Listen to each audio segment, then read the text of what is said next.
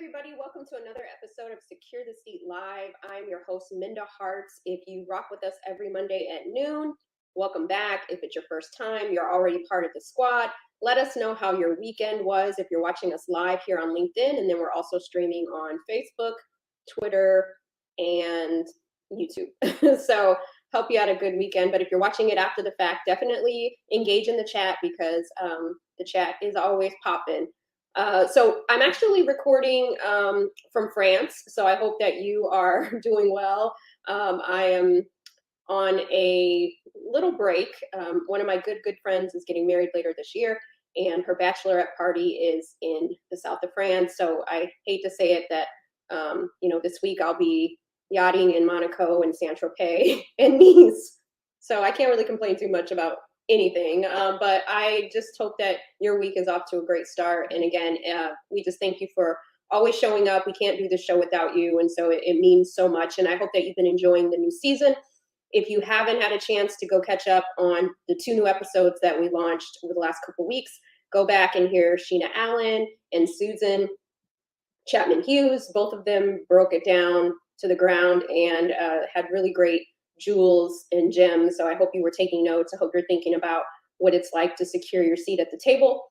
Many of you are probably preparing, if you have children or grandchildren or your guardians, going back to school. And so as we're thinking about going back to school, make sure that you pick up You Are More Than Magic for the young adults in your life or the college students that are starting. We want them to have the tools that they need to secure their seat at the tables that they currently sit at or that they might sit at in the future. The other thing about today's episode is I'm taking you back to school. What many of you may not know is I teach at NYU Wagner. I teach a course on talent development, talent management. And so I've had some really great students over the years, and I get to bring a little bit of my Secure the Seat into the classroom and help the next generation of leaders and current managers and HR professionals, those sorts of things. But today, as I'm thinking about you going into your school, each of us are in our workplaces or in our spaces, and I want you to have your back to school kit ready to go for you for the fall, because we're in August and there's not much left in the new year. Don't let that scare you. Don't let it make you anxious.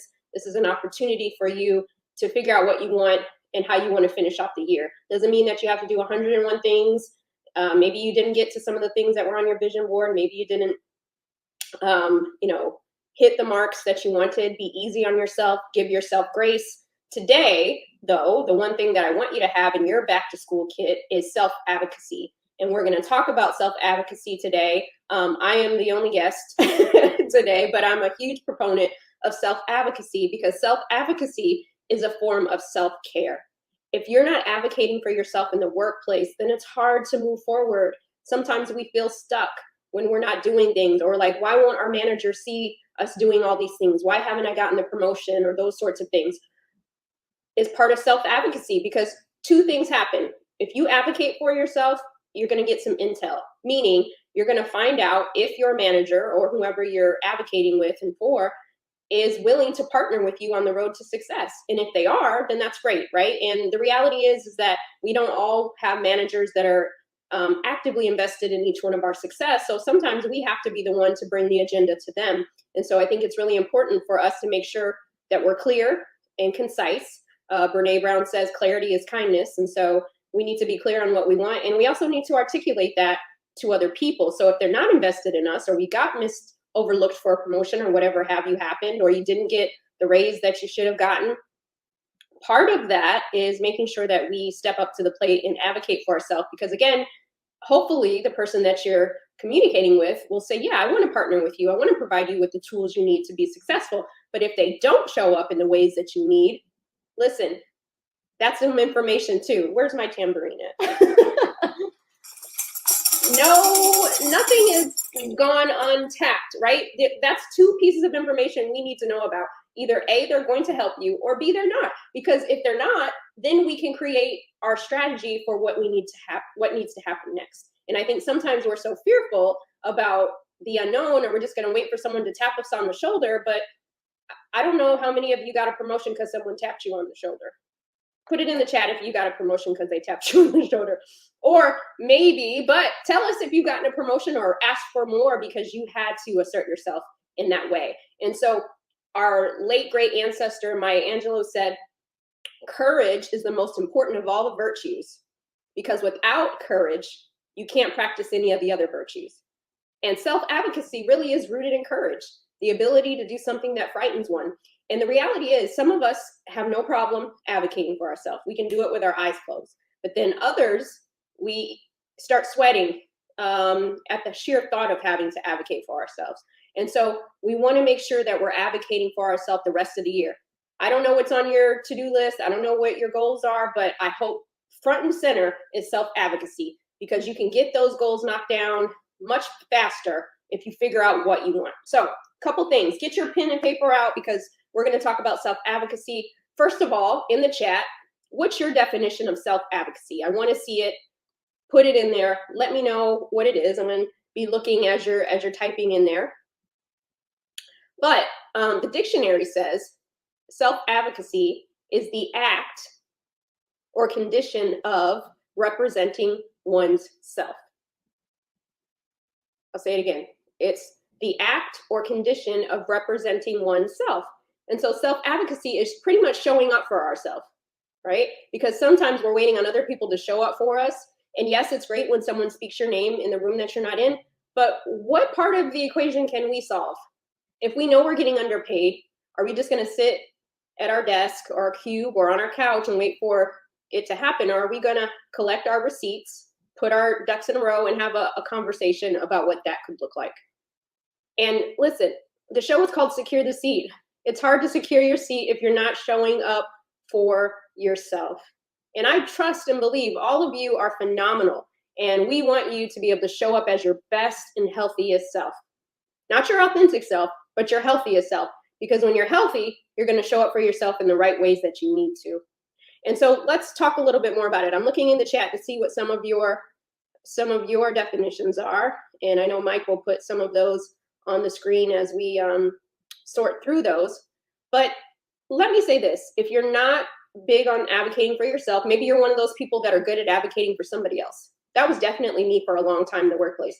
It was hard for me to ask for more money. It was hard for me to ask for a stretch assignment, but I was really good at doing it for other people, or making sure that I was, if I'm on somebody's team, I'm giving them the shot for the layup, And so what would it look like to pass the ball to ourselves? I think that's really important. And let's slam it, right? And two things happen when you advocate for yourself. It frees you up. I often talk about freedom, no longer feeling confined. If you don't put it out into the atmosphere about what you need, articulating your value, quantifying your worth, asking for what you want, then you won't know what's possible for you. And then you won't know if this is the place you're supposed to stay. So many people, one of the top questions that people always ask me is, how do I know when it's time to leave? How do I know when it's time to ask, right? And first of all, we have to have some of these conversations so that we can plan our next steps. Because there was a statistic, I wish I could remember what publication put it out, but they were saying of women of color leave their current employer without actually having a conversation or advocating for themselves. They'll quit the job, leave the job, and go on to another job without actually having had the conversation about the situation. And so if you like what you do, you like where you work, you put in some time there, you want to stay, wouldn't it make sense to advocate for what you want? So maybe you're not good at it, or you think you're not good at it. That's the part that we're telling ourselves. But over the last few weeks, we've been talking about in our affirmations, it's, as Mike said, our words are our world. So let's reframe the mindset, all right? That we're not saying no, they're just gonna say no. I know Chad, I know Brenda, they're just gonna respond in this way. Well, so-and-so asked for a raise last week and they said no. You and that person are two different people. You don't know how that person prepared for that ask, right? But that has nothing to do with you. It's putting yourself first, because again, you might get the win, which is great, but then it's a win still if you get the answer. Maybe it's a no, and that's something I want to talk about. When you get the no, it's not failure. You didn't lose. You actually still win, because you centered your narrative and you spoke your truth. Whenever we speak our truth, that is a win.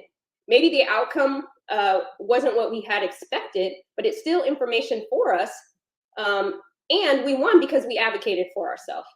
I have never in my life, whether I got a yes or a no, been mad when I showed up for myself. Have you ever been mad when you showed up for yourself? It's so important. But here's some things. The professor and me, I wrote a couple questions down that I want you to think about. Am I being honest about what I'm advocating for? I think sometimes we have outside factors that are influencing why we're advocating for something, but this is something that we're truly interested in for ourselves, and why are we asking for it? I'm not telling you to advocate just for the fun of it, okay? I want you to advocate because it means something to you, because you want something more out of a situation. And maybe think about it in a different context. I'm talking about work, but maybe you need to learn how to advocate at home. Maybe there's something you need to ask for the people that you live with, right? Maybe you're not able to cook all 3 meals and still work remotely. Maybe it would be helpful if someone else in your house cooked breakfast, they made their own lunch, and then you were prepared dinner. You know, I mean, there's so many different ways in which we can advocate for ourselves, but I hope that you will think about what it is to advocate for you. And again, think about that, what self-advocacy truly means for you. It means different things for each of us. But I'll tell you one thing, it's a muscle that we always have to flex. I have to do it each and every day. I'm trying to think of, in my young adult book, You Were More Than Magic, there's a whole chapter on self-advocacy, because I feel like young adults and teens, they need to understand early what it looks like to show up for themselves. And I remember telling this story, and at the time I was maybe a junior or senior in high school, and I was going to prom, and I was working this job, you know, just a few hours a week, and I had been saving up, and me and my date, we went like 45 minutes to an hour out to this really, at the time, fancy restaurant. And we get there, we order this meal. Both of us had been saving up to have this really fancy meal, and the food comes out cold, right? And these meals were not cheap, especially, you know, to a 17-year-old, they weren't cheap. And we were using our hard-earned money, and it was almost unedible.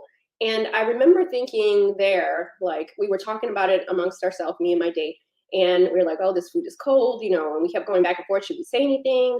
Should we just leave? And I thought to myself in that moment, and I harnessed some type of superpower strength, and I said, you know what, we worked too hard, we drove too far, we're getting a different kind of meal. And so long story short, I asked the waitress, I said, I wanted to let you know that the food was cold. We had already been waiting for an hour to get it. We're not paying for cold food. Can we get another meal? She then says, well, it's going to take another hour for you to get another meal. I said, well, we're not paying for this meal because it's, you know, we can't eat it. It's too cold, and et cetera, et cetera. She brought the manager over. I had to advocate for us again. And eventually, long story short, we didn't end up having to pay for the meal. We stopped at KFC and ate our food on the way back to the dance. So I tell you this story because even as a teenager, I realized the importance of my voice. Yes, these adults, the waitress and the manager, they were kind of like trying to dismiss us. Like, what do you kids know? Just eat the food, just be quiet, those sorts of things. But I'm like, we worked really hard to get here. And the one thing that I always say is, you always have your voice. You just have to decide how to use it.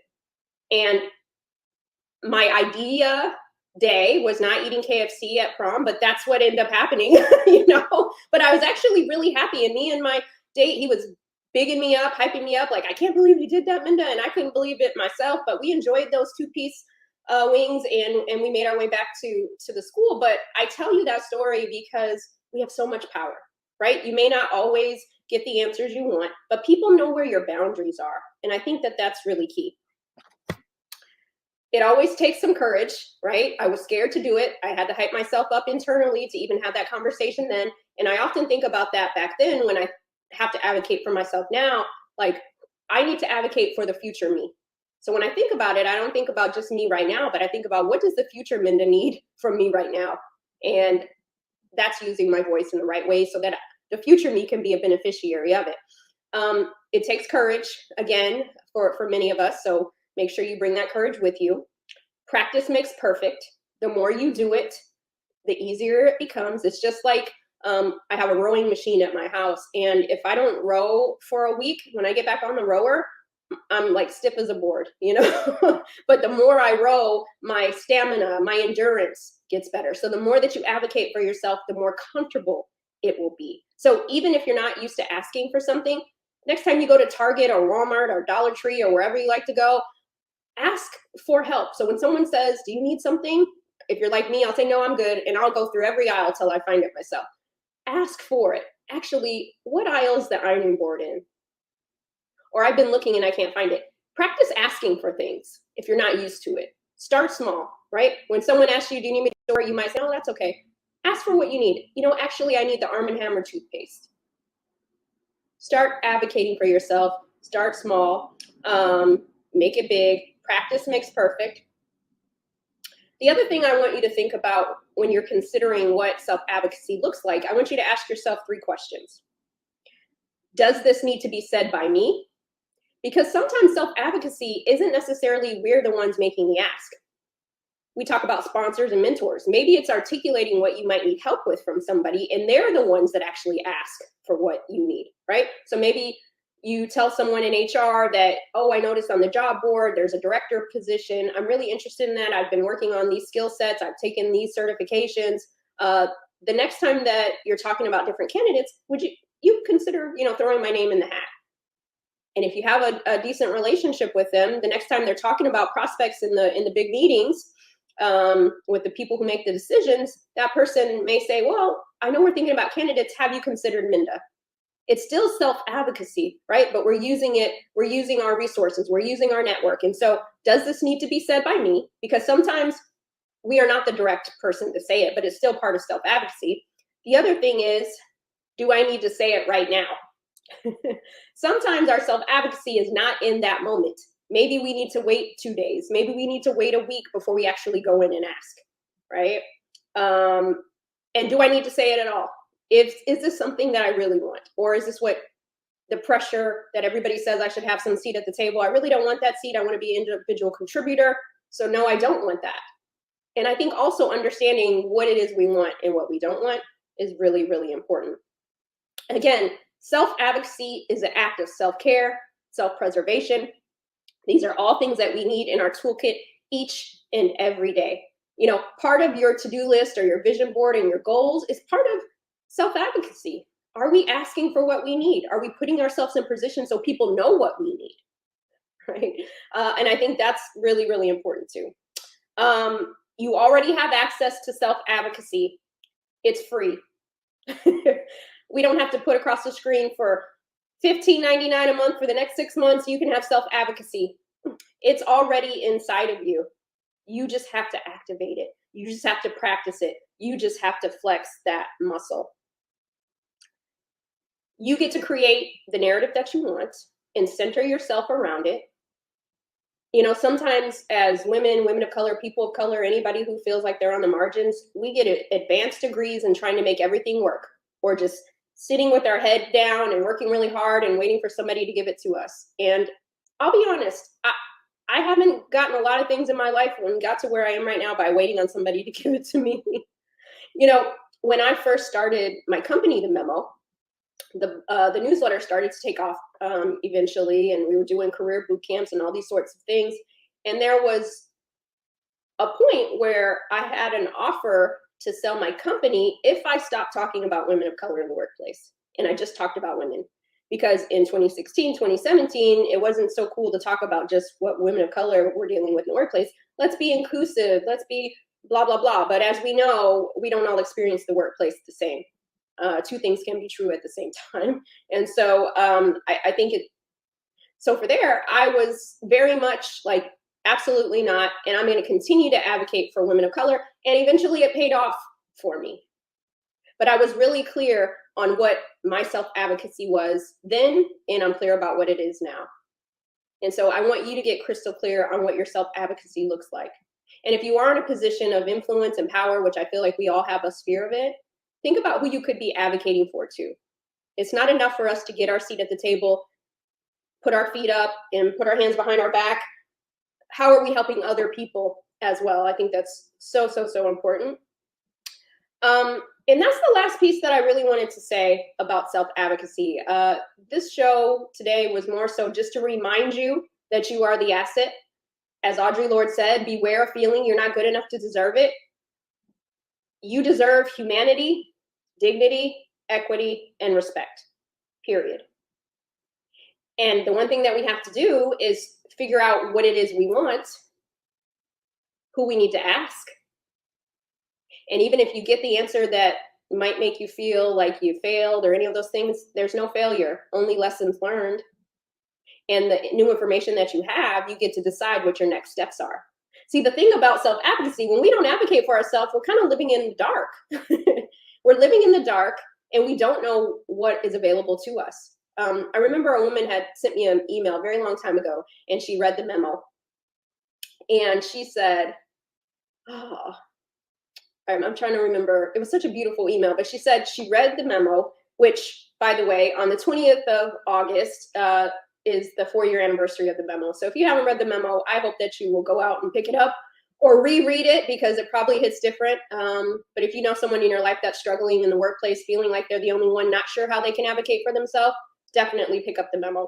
But she said to me, Minda, you talked about self-advocacy in the memo, and I went and had a conversation. She said she had been at a company for like 20, 30 years. She had been in like the same role for like the last 10 years. And she was really nervous about finally having the conversation. And so she went to her manager and she said, you know, I've been here for X amount of years. I was really reluctant to come and have this conversation, but I've been working really hard to get to partner track. And I want to know, what do I need to do to achieve that? Because I've been here for so long and it doesn't seem like these opportunities are being provided to me. And he told her, oh, I'm glad you brought this up because you're never going to be a partner. And she wrote me and she said, you know, had I not read the memo, that would have broke my spirit, but it was the information I needed to get the heck out of there and reassess where I was and take my assets somewhere else.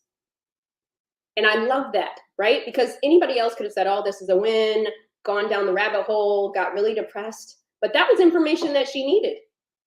Maybe had she felt the power and the strength and given herself permission years ago, she would have been able to leave sooner because she would have had that information. But now she has that information and she can move forward. She can thrive. She no longer has to survive. And so I hope that you will give yourself permission to put yourself first, to center your needs and ask for what you want. Practice does make perfect, and you deserve it.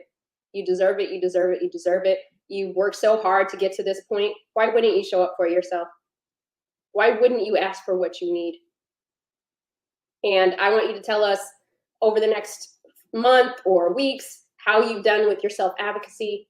Let's teach our young adults how to advocate for themselves early on, because it's part of our self-care and it's part of our self-love. So that's the end of today's show. I just wanted to make sure that we remind you what you have inside of you already, that you're using it on a daily basis, hourly if you need to. And I think the more of us that are using it, it becomes the norm.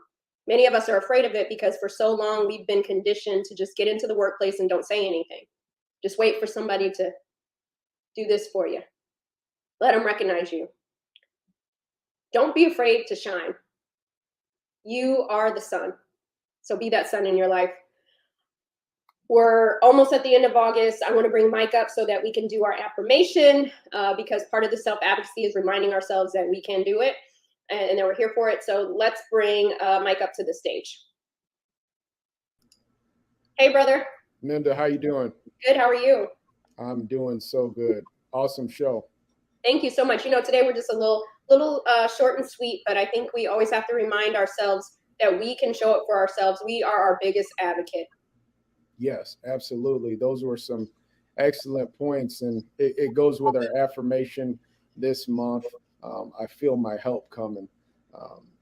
We worry about everyone else's health, rightfully so, right? We have families, we have loved ones, we have friends, we're in relationships, we have coworkers, and everyone is dumping their emotional baggage on us, whether we want them to in some cases or not.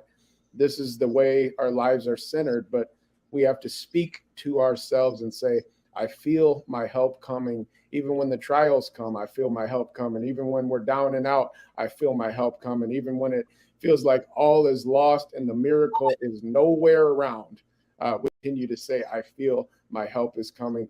That's one of the number one keys for self-advocacy. We in order to advocate for ourselves, we have to get into the proper mindset, right? We can't do anything without the proper mindset. And that's why we do these affirmations. But thank you so much, Minda. Thank you for that, Mike. And you're right. Reminding ourselves that our help is coming. So even when we're advocating for ourselves, we may or may not get the answer that we had hoped.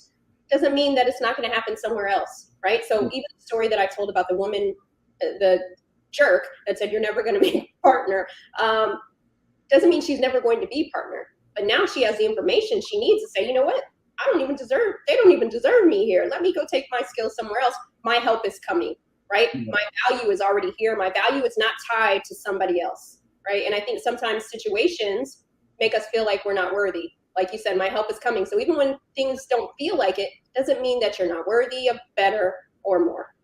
Yeah, and that doesn't matter whose fault it was. If she were to stay at that job another year, that, everybody's going through a part of, their evolution and process. A lot of times we blame ourselves for mistakes we make, or blame ourselves, and we're like, I don't deserve to advocate for anybody else, including myself. I don't deserve anything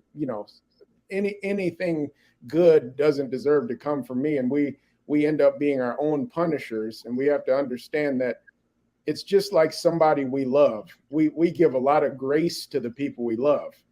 Children get a lot of grace from their parents.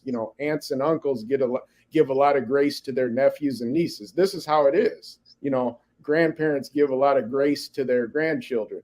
We need to extend that same grace to ourselves and not blame ourselves and beat ourselves up when we're in those positions. Like you said, the woman could have went a bunch of different ways how she approached it. But thank you so much for sharing that story. That's really enlightening.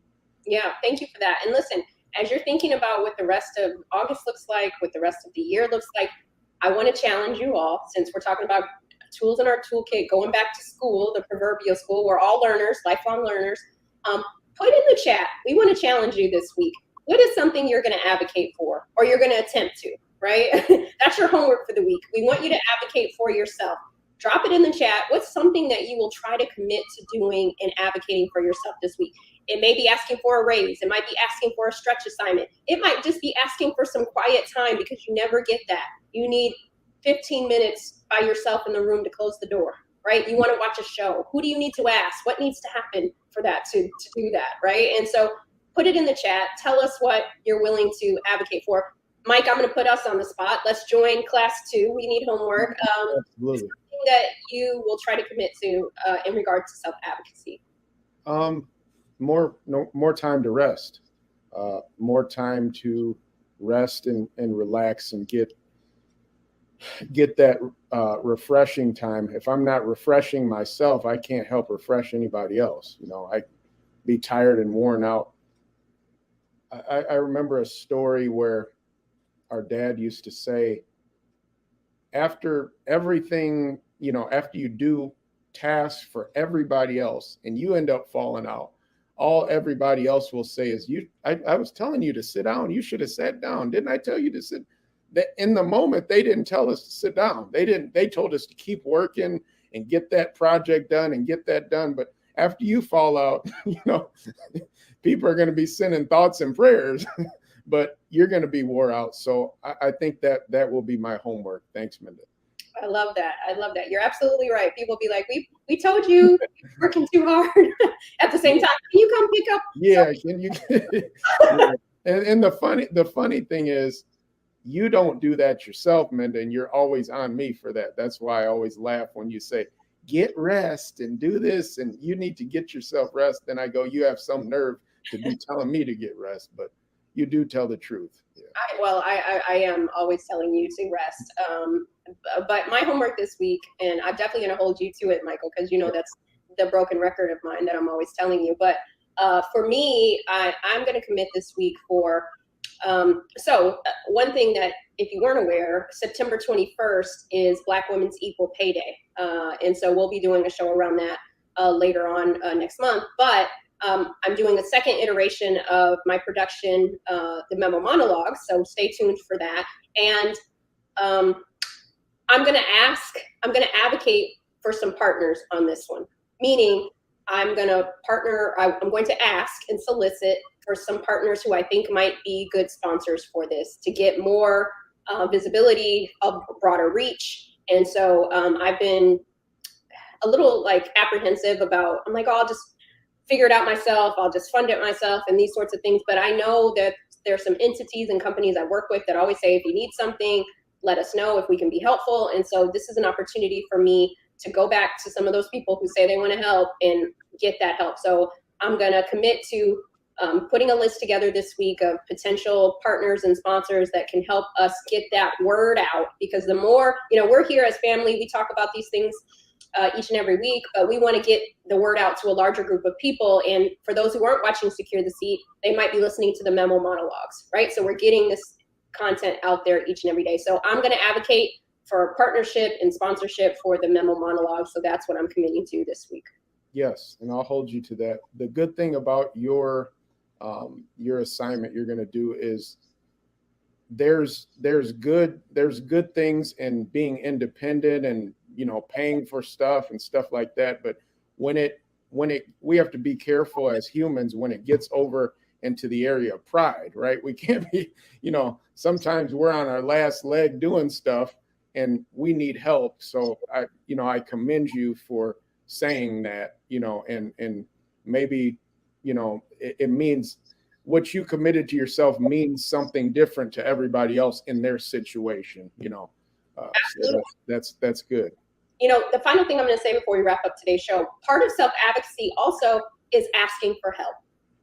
And I think sometimes, again, we've been conditioned, educated, just do it yourself. Don't let anybody know you need help. It's a sign of weakness. Those are old tools of survival. Okay. Who's tired of surviving? I'm ready to thrive. I'm ready to fly. I'm ready to have some rest, right? We don't have to do all the things ourselves. I see some people and they have help for everything. And I'm like, that's really nice. And you're right. Sometimes pride does get in the way, but last time I checked, nobody was getting an award for doing everything themselves. Do you know any award show that gives out on the person who did everything themselves?